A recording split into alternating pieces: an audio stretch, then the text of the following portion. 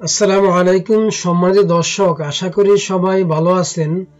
দেশে এবং প্রবাসে যে যেখান থেকে দেখছেন সকলের সুস্বাস্থ্য কামনা করে আজকের পর্বটি শুরু করছি। কেন চেক ডিজ অনার হয়, আপনি কিভাবে একটি চেক ডিজ অনারের মামলা করবেন, উক্ত বিষয়ে আজকে বিস্তারিত আলোচনা করব। আমরা প্রথমে জানব চেক ডিজ অনার কি। কোনো ব্যক্তিকে পাওনা টাকা পরিশোধ করার জন্য যে ব্যাংক চেক প্রদান করা হয়, যদি চেকে বর্ণিত পরিমাণ টাকা চেক প্রদানকারীর অ্যাকাউন্টে না থাকে, অপর্যাপ্ত তহবিলের জন্য চেকটি ব্যাংক প্রত্যাখ্যান করে, তাকে চেক ডিজ অনার বলে। কেন চেক ডিজ অনার হয়? ব্যাংকের হিসাবে অপর্যাপ্ত টাকা থাকলে, তার মানে চেকে যে পরিমাণ টাকা উল্লেখ করা হয়েছে তা অপেক্ষা কম টাকা আপনার অ্যাকাউন্টে থাকলে, যে ব্যক্তি চেক প্রদান করেছে যদি তার স্বাক্ষর না মিলে, যদি চেকে উল্লিখিত অর্থের অঙ্ক ও কথার গরমিল পাওয়া যায়, চেক মেয়াদ উত্তীর্ণ হলে, যথাযথভাবে চেক পূরণ করা না হলে, চেকে ঘষা-মাজা করা হলে, চেকে কাটাকাটি থাকলে, পূর্ণ স্বাক্ষর দিয়ে তা সত্যকরণ করা না হলে। এখন আমরা জানব চেক ডিজ অনার মামলা করার নিয়ম সম্পর্কে। প্রথমে আপনাকে ব্যাংকে গিয়ে চেক ডিজ অনার করে নিয়ে আসতে হবে। এরপর চেকের টাকা পরিশোধনের জন্য 30 দিন সময় দিয়ে চেক দাতাকে উকিল নোটিশ বা লিগ্যাল নোটিশ পাঠাতে হবে। উকিল নোটিশ প্রাপ্তির 30 দিনের মধ্যে টাকা পরিশোধে ব্যর্থ হলে পরবর্তী 30 দিনের মধ্যে মামলা দায়ের করতে হবে। সহজ করে বললে, চেক গ্রহীতা চেক ডিজ অনারের বিষয়টি জানার পর এনআই অ্যাক্টের 138 ধারার বিধান মোতাবেক 30 দিন সময় দিয়ে টাকা পরিশোধের জন্য চেক দাতাকে নোটিশ দিবেন। 30 দিনের মধ্যে চেক দাতা চেক গ্রহীতাকে উক্ত টাকা পরিশোধে ব্যর্থ হলে বা চেকে উল্লিখিত টাকা পরিশোধ করতে না পারলে, তার পরবর্তী 30 দিনের মধ্যে চেক গ্রহীতা এনআই অ্যাক্ট বা নেগোশিয়েবল ইনস্ট্রুমেন্ট অ্যাক্টের 138, 140 ও 141 দ্বারায় এখতিয়ার সম্পন্ন আদালতে মামলা দায়ের করতে পারবেন।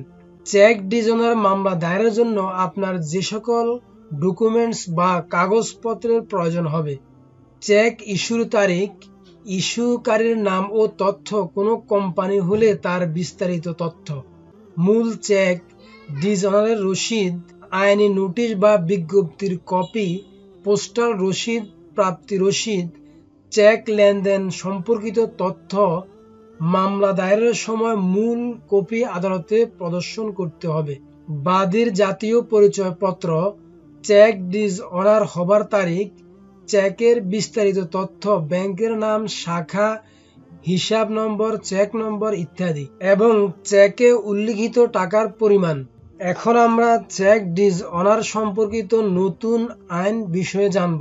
আগে শুধুমাত্র চেক ডিজ অনার হলেই চেক দাতাকে সাজা দেওয়া হতো, কিন্তু এখন এই আইনের পরিবর্তন করা হয়েছে।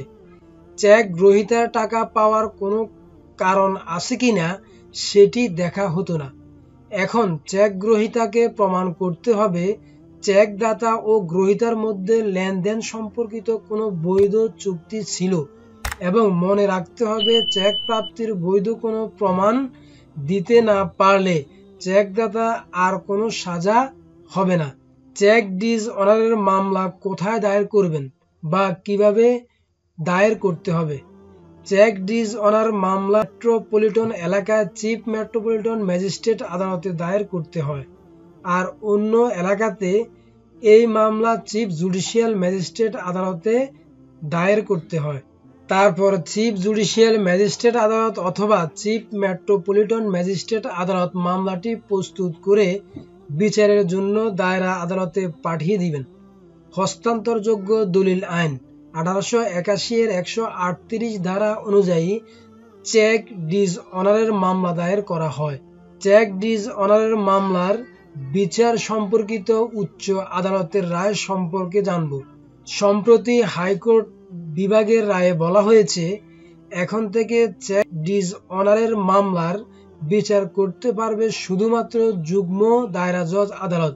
চেক ডিসঅনারের মামলা কিছুটা দেওয়ানি এবং কিছুটা ফৌজদারি প্রকৃতির।